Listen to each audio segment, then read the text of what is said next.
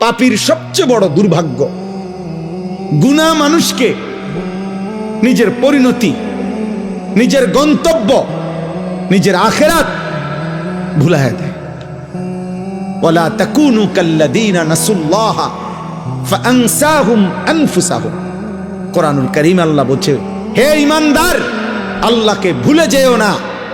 এত বেশি পরিমাণ একদিন আল্লাহ তোমার নিজের পরিচয়, নিজের আখিরাত তোমার থেকে, কলিজার থেকে ভুলাইয়া দিবে।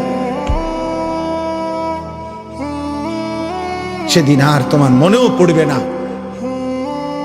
তোমার আখিরাত আছে, জাহান্নাম আছে, তোমার জন্য আযাব অপেক্ষা করছে। এইটা যদি দিল থেকে সরে যায়, তাহলে ওই মানুষের জীবনে এটা সবচেয়ে বড় দুর্ভাগ্য।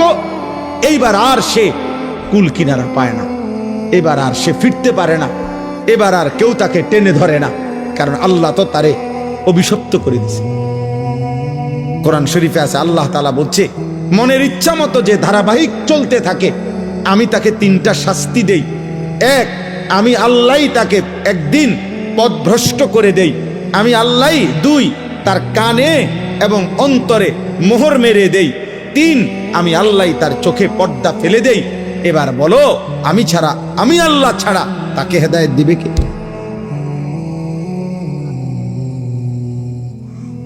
এজন্য মূলত তো বক্তা বলেন, ওয়াইজ বলেন, ইমাম বলেন, পীর বলেন, বুজুর্গ বলেন, আউলিয়া বলেন, সাহাবা বলেন, এমনকি নবী বলেন, এমনকি সাইয়্যিদুল আম্বিয়া, আমাদের নবী, আখিরি নবী, শ্রেষ্ঠতম নবী, সমস্ত নবী, রসুল, আউলিয়া, পীর, বুজুর্গ, উলামা, কারো হাতে চূড়ান্ত হেদায়েত নাই।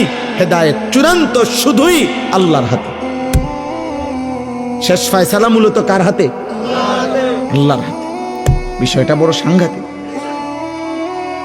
যাররা পরিমাণ, এক সুতা পরিমাণ স্বজন প্রীতি করার কোন সিস্টেমে নাই, কারণ বিষয়টা মাখলুকের হাতে না, কোন সৃষ্টির, সেই সৃষ্টি যত দামি হোক ওনার হাতে। 12 বৎসর বয়স থেকে 50 বছর নবীজির, এই 38 বছর এক টানা আবু তালেব নবীজির অভিভাবক ছিল, নবীজিকে আগলাইয়া রাখছে, আদর করছে। নবীজি সাল্লাল্লাহু আলাইহি সাল্লামের বয়স যখন 12, তখন আব্দুল মুত্তালিব আবু তালেবের হাতে নবীজিকে তুলে দিয়ে গেছে। আর নবী সাল্লাল্লাহু আলাইহি সাল্লামের বয়স যখন 50, তখন আবু তালেবের ইন্তেকাল হয়েছে। তাহলে মোট 38 বছর। 38 বছর নবীকে যে আগলাইয়া রাখছে, কিন্তু আল্লাহ তাআলা বলছে, বন্ধু, ঈমান আমি দেব না, হেদায়েত দেব না। তো নবী সাল্লাল্লাহু আলাইহি সাল্লাম মৃত্যুর দিন পর্যন্ত অজরে চোখের পানি ফেলছে, চাচার হেদায়েত, চাচার কালেমা উচ্চারণ করাইতে আল্লাহর নবী অজরে কানছে। কিন্তু আল্লাহ বলছে, বন্ধু, হেদায়েত দেব না তো দেবই না, আমনে কানলেও দিতাম। কি মনে করে বিষয়টা? কিভাবে ইব্রাহিম আলাইহিস সালামকে মাঝখানে দাঁড় করান, মনে করেন এখানে দাঁড় করান, ইব্রাহিম নবীকে দাঁড় করাইয়া দুই দিকে দুইজন দাঁড় করাবেন, ওনার দুই পাশে দুইজনকে, এক পাশে ওনার আব্বা, আরেক পাশে ওনার ছেলে ইসমাইল, এ পাশে আজর, এ পাশে কি ইসমাইল। আল্লাহ মাঝখানে দাঁড়ানো কে? ইব্রাহিম। তো আল্লাহ যেন বলছে, ইব্রাহিম, এ আপনার কথায় ঈমান আনবে না, ঈমান আনবে। তো ফলে আপনি ইব্রাহিমই, কিন্তু বাপ আপনি লক্ষবার বলার পরেও আজর কি আনে নাই? ঈমান আনে নাই। কিন্তু 8 বছরের বাচ্চা, 10 বছরের বাচ্চা আপনার ইসমাইল, সে কিন্তু আপনার কথা বলার সাথে সাথেই আল্লাহকেও চিনছে, কোরবানি করতে রাজি হয়ে গেছে। তাহলে ফয়সালা কার? ওনার হাতে হইলে তো দুজনই কি হইতো? ইমানদার হইতো না দুজন? ইব্রাহিম আলাইহিস সালামের সামনেই তো দুজন। তো বাপে কেন ইমানদার হলো না? ফুতে কেন ইমানদার? ফয়সালা কার? গুরুত্বপূর্ণ। এজন্য ছেলেরা, বাবারা,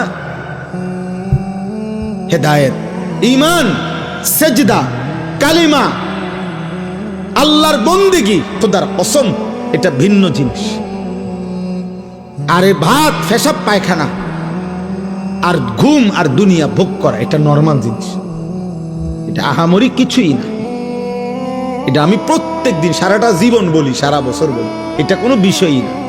এটা তো আল্লাহ তাআলা মানুষ গরু ছাগল সবাইকে দেয়, পাগল মাতাল সবাই রে খাওয়ায়, মুসলমান হিন্দু বৌদ্ধ ইয়াহুদি খ্রিস্টান কাফের বেঈমান সবাইকে খাওয়ায়। এটা তো কিচ্ছু না। আসল বিষয় হলো ঈমান, আসল বিষয় হলো তাওহীদ, আসল নিয়ামত তো হলো সেজদা।